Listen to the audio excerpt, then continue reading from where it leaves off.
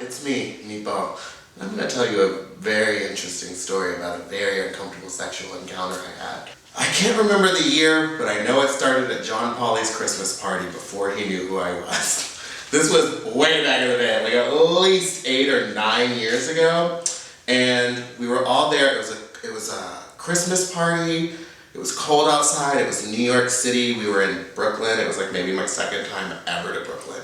We go to this party. Everything is decked out. It's great. I'm having a wonderful time. Everyone's dressed up in holiday gear, and I see a guy, very attractive guy, in one of those red, like, pajama suits. I don't know what they're called. You know what I mean? Mm-hmm. The full body union suit.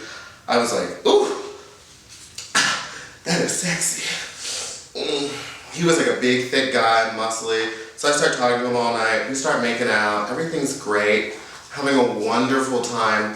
And then it's time to leave, and I'm wasted at this point. Like, so wasted that I pretty much ruined this Christmas party. I'm not sure if I was actually leaving on my own accord or if, like, I was asked to go.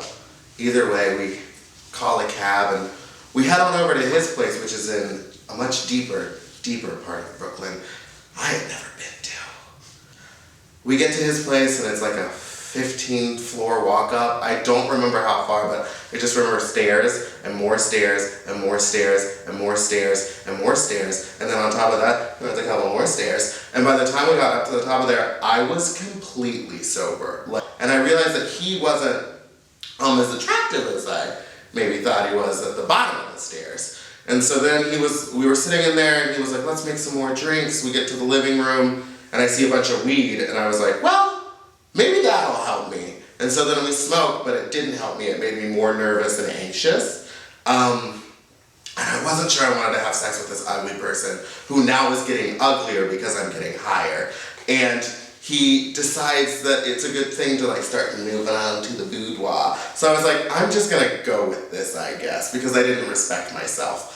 When we get into the bedroom, he like takes my shoes off and takes my socks off. And then he starts licking my feet. That's when I thought, uh-oh, SpaghettiOs, it's time to go.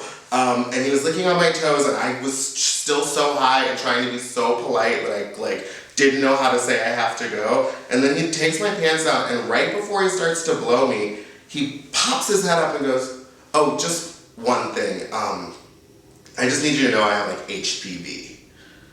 And I was like, uh-huh. What's HPV? This was before the vaccine like existed. This was long before that. And he goes, I don't know, it's like something, we all have it. It sometimes gives me warts. And I swear to God, by the time he said warts, and I was like, I was out of there, bitch.